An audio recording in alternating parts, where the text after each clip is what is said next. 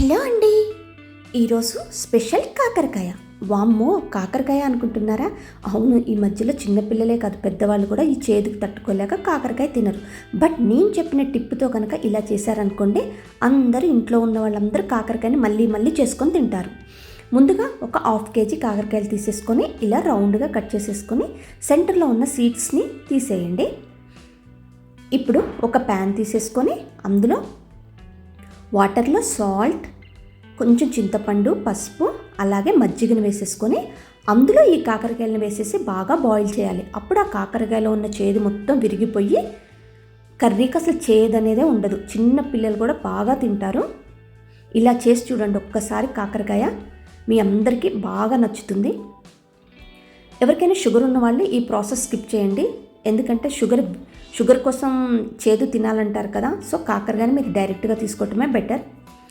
ఇప్పుడు వడకట్టేసుకొని పక్కన పెట్టేసుకున్న కాకరకాయలు ఉన్నాయి కదా, వాటిని ఒక ప్యాన్లో 2 టేబుల్ స్పూన్ ఆయిల్ వేసేసుకొని ఎర్రగా వేగే వరకు వేయించుకోవాలి. అంటే బాగా ఫ్రై చేసేసుకోవాలి వీటిని.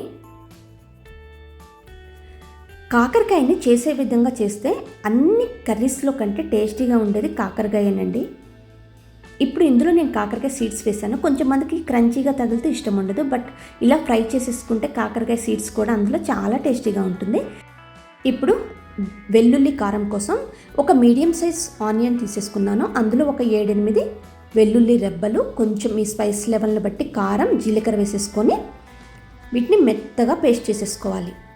ఈ కాకరకాయకి ఈ వెల్లుల్లి కారం కాంబినేషన్ చాలా బాగుంటుందండి. రైస్కైనా చపాతీకైనా సూపర్గా ఉంటుంది.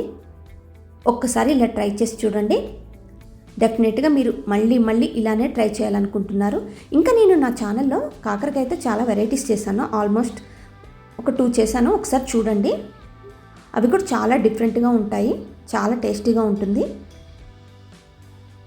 ఇప్పుడు అదే ప్యాన్లో ఇంకో 2 టేబుల్ స్పూన్ ఆయిల్ వేసేసుకొని మనం ముందుగా ప్రిపేర్ చేసేసుకున్న పేస్ట్ ఉంది కదా, దానిని పచ్చిది కదా మనం ప్రిపేర్ చేసుకున్న పేస్ట్, దాని స్మెల్ అంతా పోయే వరకు ఆయిల్లో బాగా ఫ్రై చేయాలి. మీలో ఆల్మోస్ట్ చాలామందికి తెలుసు ఈ ప్రాసెస్, బట్ కాకరకాయ చేదు లేకోకుండా నేను చెప్పే ప్రాసెస్ ఇది. నేను చెప్పినట్టు చేస్తే మాత్రం అసలు కాకరకాయ చేదు అనేదే ఉండదు.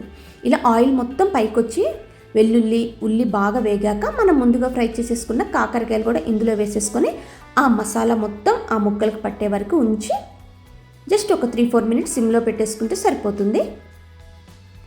ఎంతో టేస్టీగా హెల్దీ కాకరకాయ రెడీ.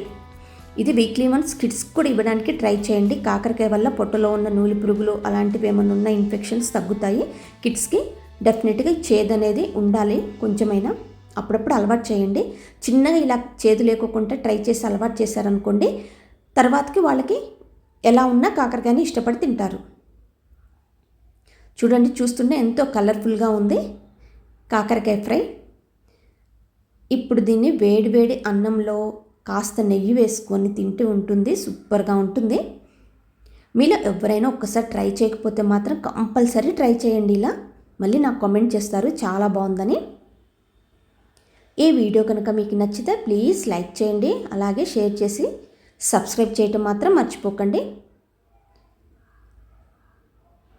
మరిన్ని కొత్త రెసిపీస్ కోసం చెర్రీ అండ్ టోనీ షార్ట్స్ని సబ్స్క్రైబ్ చేసుకోండి. Thanks for watching. Bye bye.